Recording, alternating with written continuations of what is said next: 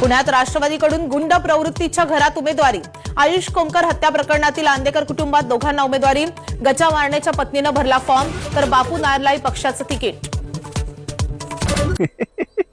दादा आणि गुंड हे समीकरण काय आजचं आहे? तेव्हा जेव्हापासून राष्ट्रवादीची स्थापना झाली तेव्हापासून हे पोसतच आलेत गुंडांना।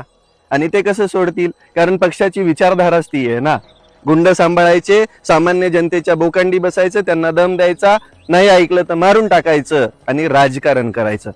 आणि ही दादांचीच वृत्ती आहे। दादांनी 70,000 कोटीचा घोटाळा केला पण ढेकर एकदाही दिला नाही। दादा पण तर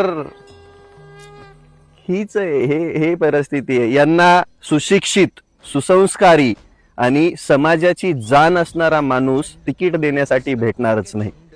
कारण की यांना माहिती आहे राजकारण जर स्वच्छ झालं तर सगळ्यात आधी विकेट आपली पडत।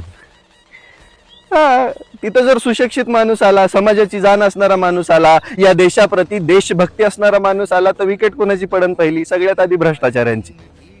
मग तिथं त्यांना हीच लोक भेटणार। आणि सामान्य माणसांनो आता तरी सुधरा लकांनो। आता काळ खूप पुढे आला। ह्या अडांचोट, हे जे गुंड प्रवृत्तीची लोक आहेत, हे जे शिक्षण नसताना पण त्या पदावर बसतात, आपल्याच बोकांडी बसून आपल्यावर उभा बांधतात, ह्यांना बदला जरा। तिथं सुशिक्षित लेकरं भरा। ज्यावेळेस तुम्ही परीक्षांचे फॉर्म असे धडाधड जाऊन भरताना जरा राजकारणाचे पण भरायला चालू करा। कारण की या जे देशामध्ये प्रत्येक गोष्टीचा संबंध राजकारणाशी येतो हे तुम्ही पावलोपावली ओळखलं असेल, पण तुम्ही घाबरतात।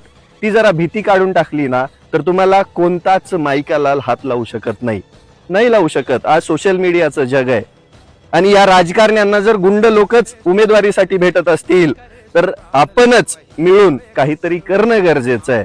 कारण की भविष्यामध्ये या भारताची परिस्थिती विदारक होणार आहे। या महाराष्ट्राचा भियार्थ या राजकारण्यांनी करूनच टाकलाय। रोज हत्या होत आहेत। राष्ट्रवादीची कालच ती हत्या झालेली बघितली ना, रायगडमध्ये किती क्रूर पद्धतीनं मारलंय। ही आहे यांची वृत्ती। यांना लवकर नाही ठेचलं तर हे एक दिवस अराजकता माजवतील आणि आपल्यावरती लोकशाही म्हणून हुकुमशाही सारखं राज्य करतील।